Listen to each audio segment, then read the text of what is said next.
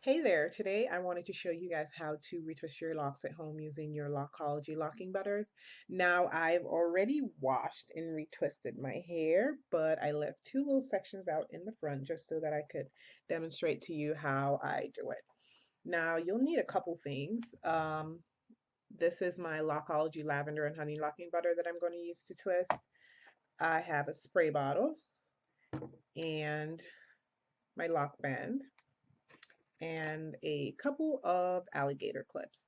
Now, the first thing that I normally do is make sure that my hair is still moist. You don't ever really want to retwist your hair while it's dry because apart from being painful, it just won't give you a lasting hold. So you want to make sure that your hair is always moisturized when you retwist. So what I'm going to do is just give it a little mist. It's already pretty much moist, but I'll just mist it again just to make sure. And then I separate my sections. Ooh, I almost forgot. This is what I use the bands to do.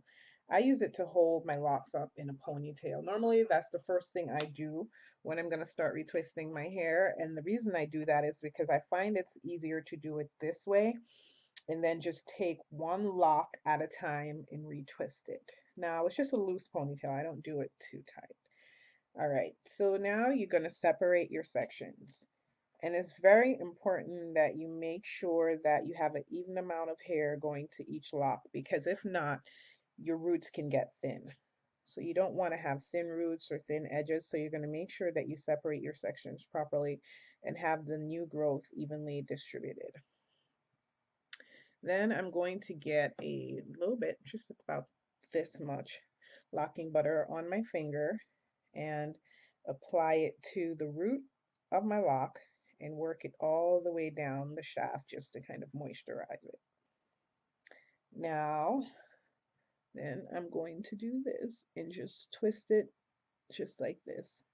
Now I always twist in the same direction because if you twist clockwise this time and counterclockwise the next time, then you're going to end up with little pockets in your locks that you don't want. So I always try to twist it in the same direction all the time.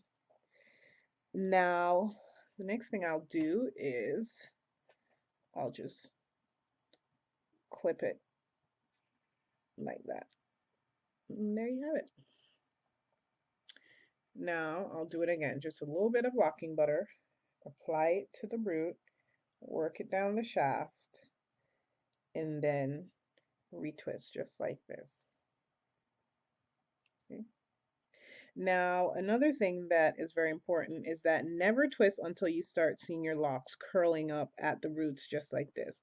The reason for that is that you don't want to over twist your locks and then get thin roots, as I mentioned before. So never twist until it starts looping over like that.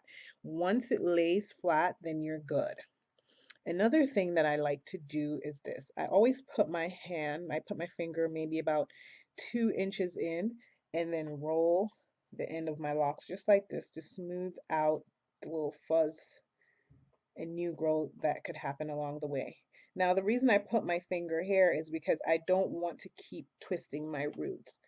The object is not to over twist your roots and then, end up with problems in the long run. So I put my finger here to stop the root from twisting while I twist the rest of my shaft and smoothen it out with my fingers just like this. And then I just clip it just like that. And there you have it. That's how I retwist my locks at home.